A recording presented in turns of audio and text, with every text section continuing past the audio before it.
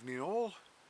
I thought that it might be time to touch upon yet another subject in the series of Paul's Rants.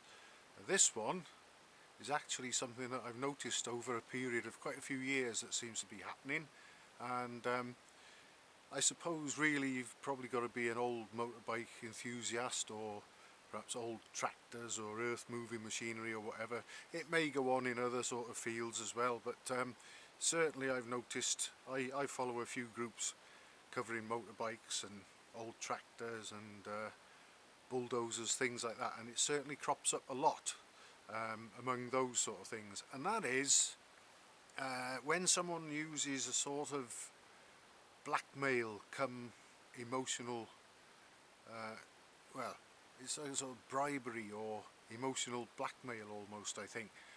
For instance, they won't actually place an advert for what they are pretty obviously trying to sell, I would think, in the vast majority of cases of this. But what you get is, you might say, it seems to crop up more with like the old tractors, old cars, bigger things than bikes, but it does happen to a degree with the bikes as well, where something hasn't been used for a long time, it's quite rusty, but usually, generally, pretty complete, and it looks like it can be sort of straightened out and restored and got going again, done up, that kind of thing. And then what they'll do is they'll put pictures of whatever it might be up in their group, and they'll say something like, "Ah, well, that's this one off to the scrapyard finally.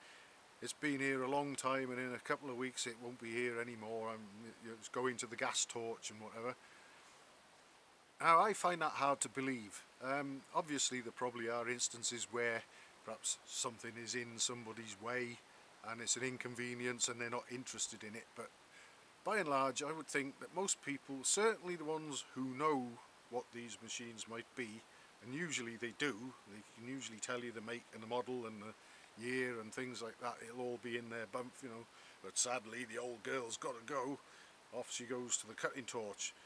Well, what happens then, especially in these Facebook groups, is you get all these people, "Oh no, how much do you want? I'll give you twice what the scrap man will pay you. I'll give you 3 times what the scrap man will," and "Oh, I would give you the scrap value just to have XYZ parts off it," and whatever. Now, don't be fooled. It's very, very, very unlikely that that is actually going to be going to the scrapyard, to go into the melting pot. What they're doing is they're trying to drum up all this panic among enthusiasts, who will then just pass the word around, "Have you seen this?" and they'll tag people and whatever. And it's always, if you notice, it's never a photograph and perhaps the blurb will say, "I took this to the scrapyard last week or yesterday," or whatever. It's always in the near future, or very nearly always in the near future, and that just gives people the time to think, "Oh my God, that nutcase is going to send this off to the melting pot, that needs to be saved, what can I do? Oh, I know so-and-so will have it, I'm too far away," and the word goes around, and I'll bet you that that person who threatened to take whatever machine it might be to the scrapyard probably gets a very handsome offer for it, and the buyer will collect, and it's off their hands, and probably they've made a hell of a lot more money than they would have done if they'd taken it and weighed it in, or took the time, which is counterproductive perhaps, to sort of dismantle it and sell parts. Now that could be half a lifetime's work doing that. So but you also get the you do get the sort of, again, with the fairly complete machines that look like they could be sorted out reasonably easy, you do get the or may break, or if you're over the other side of the pond, may part it out.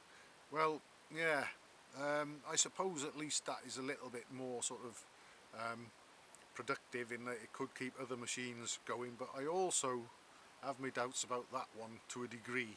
But as for the this is off to the scrapyard next week or in a fortnight's time, I take that one with a big pinch of salt myself, and I think that they're just trying to drum up some hysteria. And then you get all these on Facebook groups you'll get all these people commenting, and they'll give someone else's name and say, you know, a friend of theirs who might be interested, you know, blah blah blah, Fred blogs, get it saved, you know. Well, that is just what the person who put the post up wants to achieve.